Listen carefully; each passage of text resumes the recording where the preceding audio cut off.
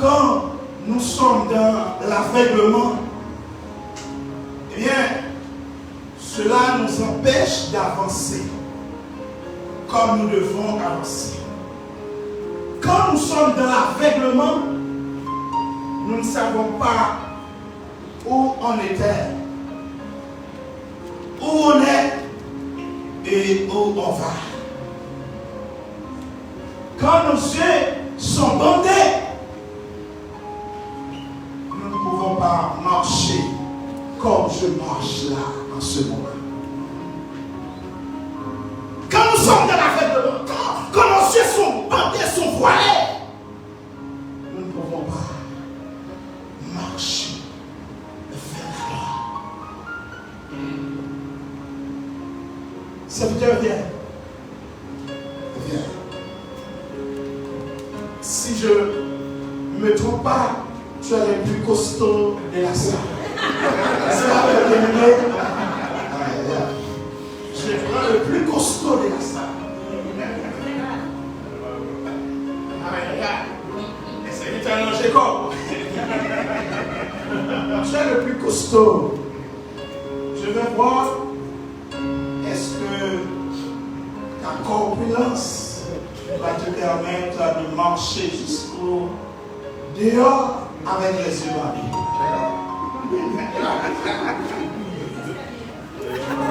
Fais pour moi cette heure. Merci.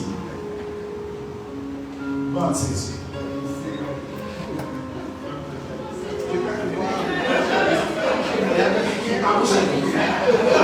Les yeux seulement. Parce qu'on parle de l'aveuglement. Aveuglé et puis voilà. Tu vois? Est-ce que tu vois cette heure? Non, tu ne vois pas. Essaie de marcher pour voir.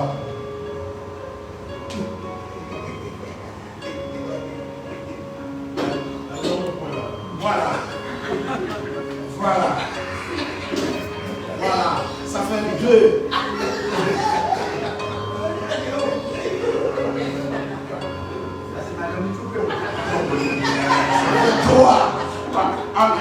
C'est ce serviteur que j'aime beaucoup. Je ne veux pas le poser ça.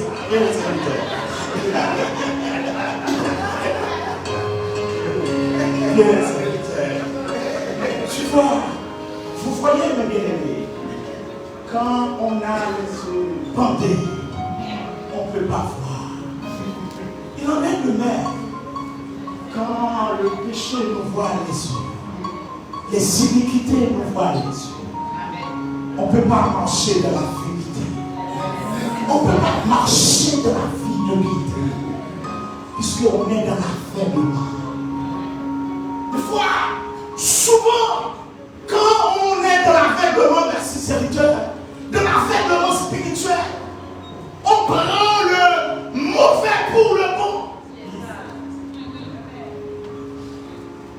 On prend le mal pour le bien. Puisqu'on est aveugle spirituellement. Quand on est aveugle spirituellement, mes bien-aimés, on n'est pas amis des champs de vérité. Et quand dans, alléluia, de Timothée, le serviteur a dit, au dernier temps, les gens seront fafarons, etc. Eh bien, il va plus loin pour dire, eh bien, ennemis des champs de bien.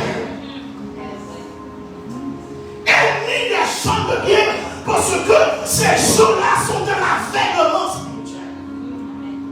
Et c'est ce qui se passe dans ce monde en ce moment. C'est ce qui se passe à l'église en ce moment. Le serviteur qui prêche l'évangile vrai, l'évangile de puissance.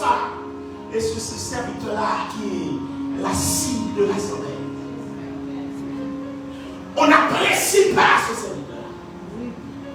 La sœur, alléluia, qui a la grâce de Dieu, qui veut mener l'assemblée de la vie que Christ déclare.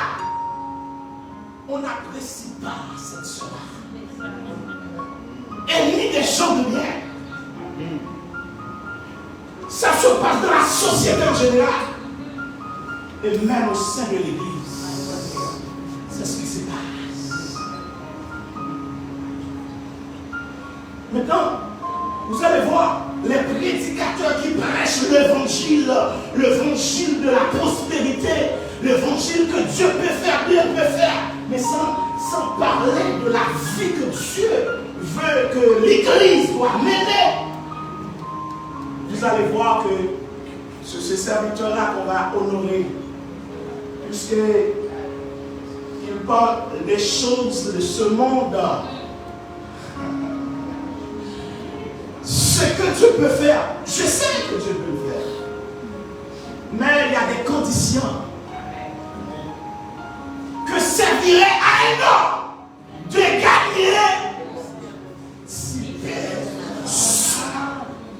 mon âme est plus importante pour moi qu'une belle maison, qu'une belle voiture. Alléluia. J'ai une belle voiture, j'ai un beau ministère, j'ai une grande assemblée. Et puis, quand la trompette sonnera, mes souhaits seront bouchés. Et c'est pourquoi il y a heureux ceux qui entendent.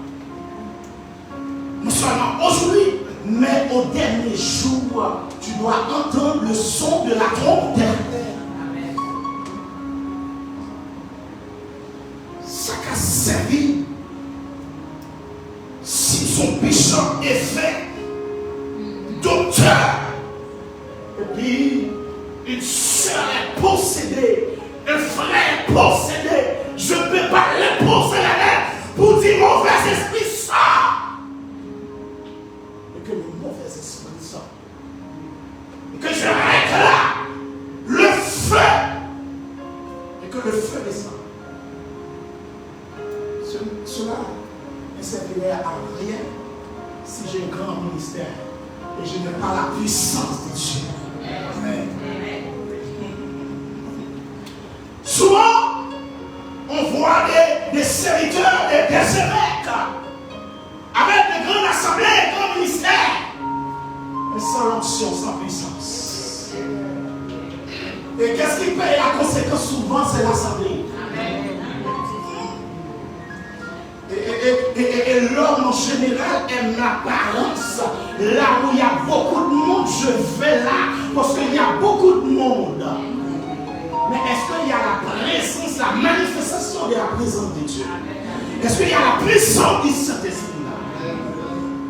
C'est ça qui fait. Bien aimé, quand nos yeux sont voilés, sont bandés, on devient destructeur.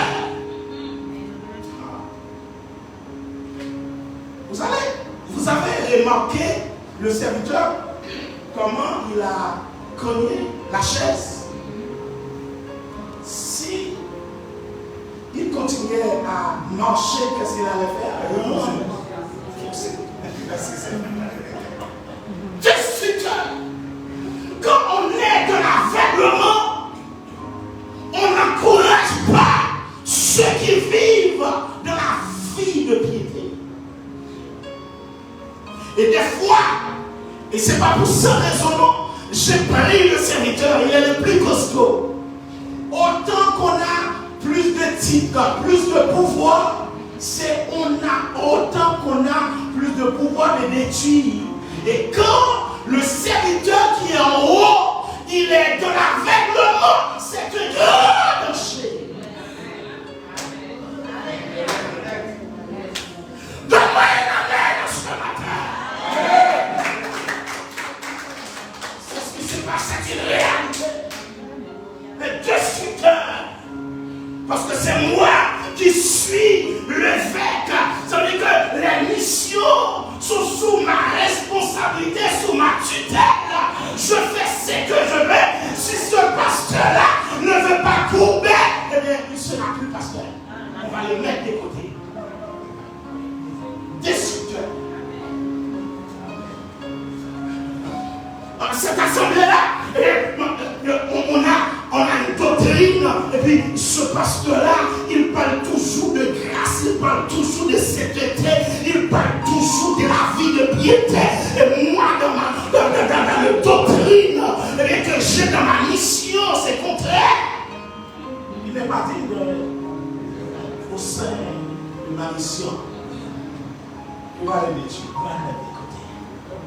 Quand on est dans l'aveuglement spirituel, on est destructeur. Alléluia. Amen. Puissance de Dieu. Se move pour pouvoir combattre l'aveuglement spirituel. Pour éradiquer l'aveuglement spirituel.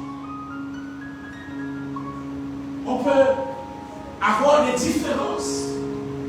Pasteur Jackie, peut-être il y a des choses que tu acceptes, moi je ne vais pas l'accepter.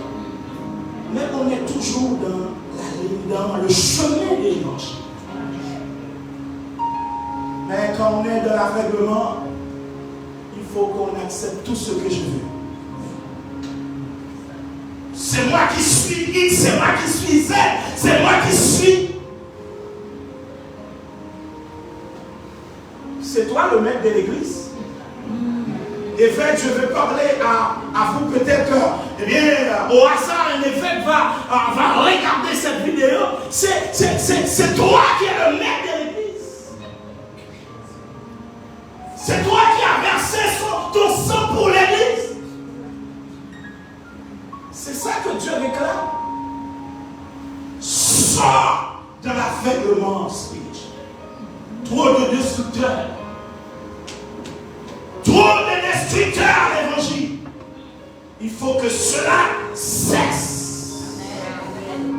Alléluia.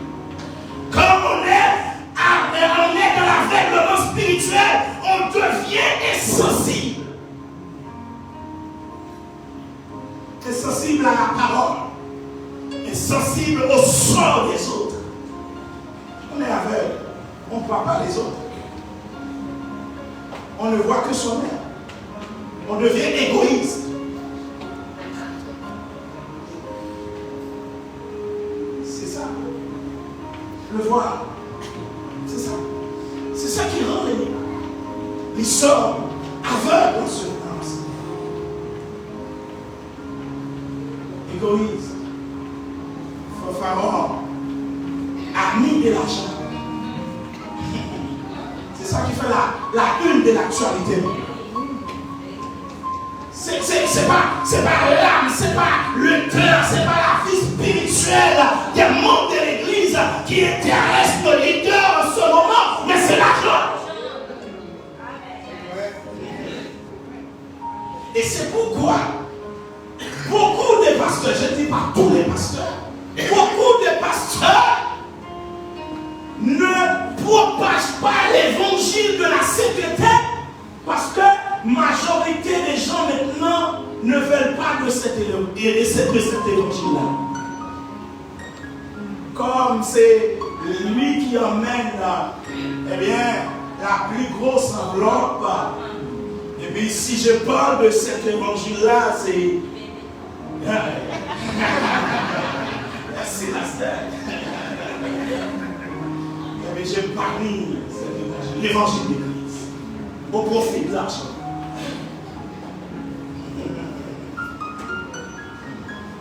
Profit de l'argent. L'argent.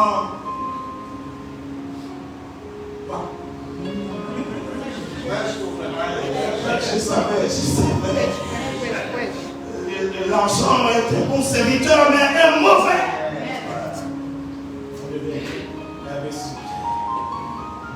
Bien-aimé, je sens que l'heure est arrivée. Je n'ai même pas encore développé en toute intégralité le premier point, mais c'est important, il faut être sage aussi. Et le deuxième point, c'est qu'il faut enlever le voile parce qu'il nous empêche de gagner la bataille. Le peuple d'Israël combattait le peuple philistin. Et puisque il y avait le péché dans 1 Samuel chapitre 4, verset 2. Je ne sais pas, je me dis certainement je ne vais pas arriver à la fin, mais peut-être pour une prochaine occasion, Si Dieu le permet, je vais terminer. 1 Samuel chapitre 4, le verset 2. Je vais faire ça à la va-vite, passer les serviteurs. Et on va lire après 1 Samuel. Alléluia, chapitre 7, le verset 4. 1 Samuel 4, verset 2. La conséquence du péché. La conséquence de l'aveuglement, tu vois. Qu'est-ce qu'il dit? Il dit, les Philistins se rangeaient en bataille contre Israël.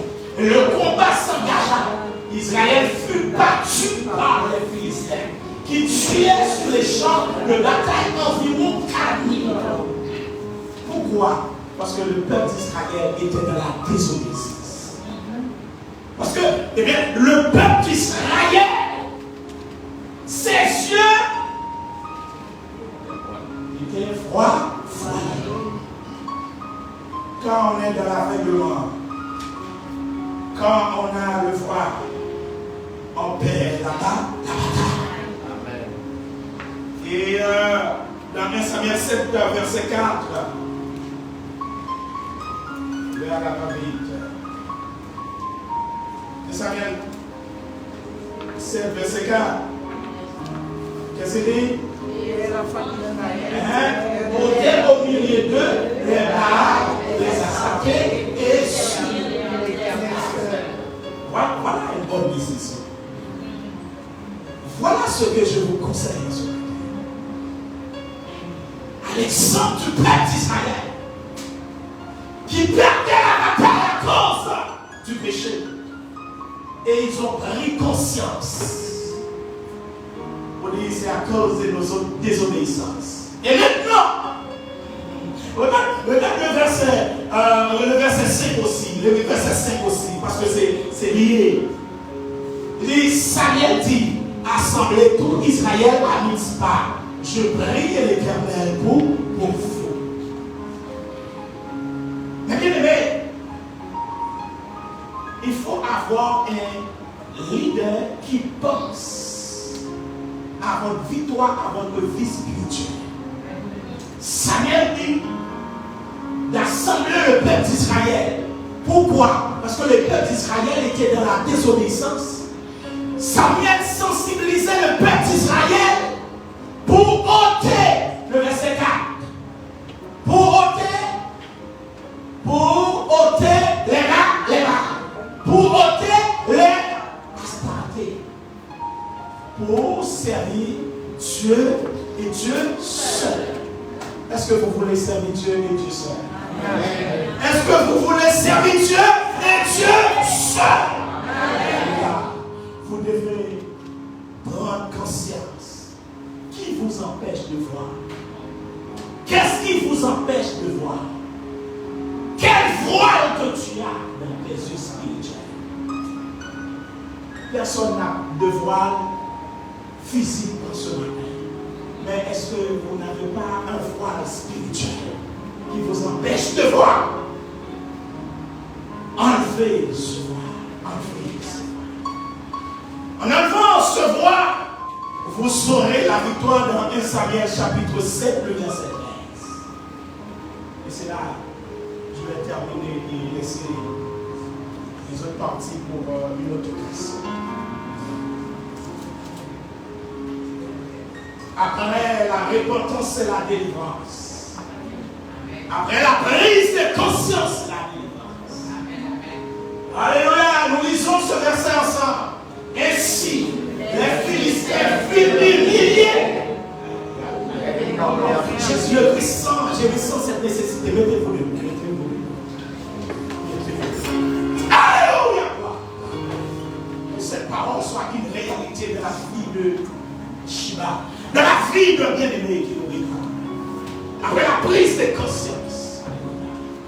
Alléluia. Après l'échec, c'est la victoire. Amen. Yes. Lisons ensemble. Ainsi les Philistins furent humiliés et ils ne vinrent plus sur le territoire d'Israël. La main de l'Éternel fut contre les Philistins pendant toute la vie de Samuel. Ça veut dire que les Philistins furent battus en ce moment-là. Amen.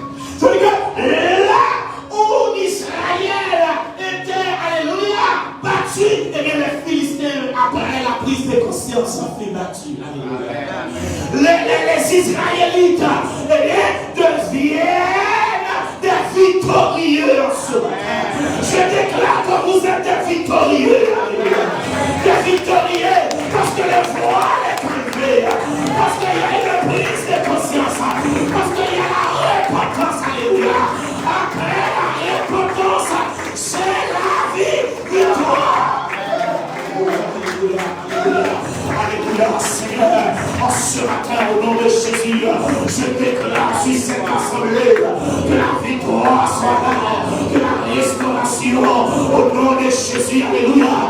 Prie l'Éternel, prie l'Éternel, prie l'Éternel en ce moment. Au nom de Jésus, Seigneur, je rentre dans cette assemblée. Je déclare la restauration d'une âme, la restauration de cœur, la restauration de l'esprit. Au nom de Jésus, que la faiblesse soit disparue, que la faiblesse soit cassée. Au nom de Jésus, je déclare, alléluia, une vie restaurée, une vie de sainteté, une vie de piété. Je déclare, Seigneur, en ce moment, alléluia, là, Seigneur éternel, il y avait des échecs. Je déclare, alléluia, que cet échec, alléluia, soit remplacé par la victoire, par alléluia, le succès. Au nom de Jésus, après la repentance, c'est la délivrance. Je déclare, alléluia, une délivrance de la vie de chaque bien-aimé, de la vie de Pasteur Jackie, de la vie de cette assemblée. Je déclare ce matin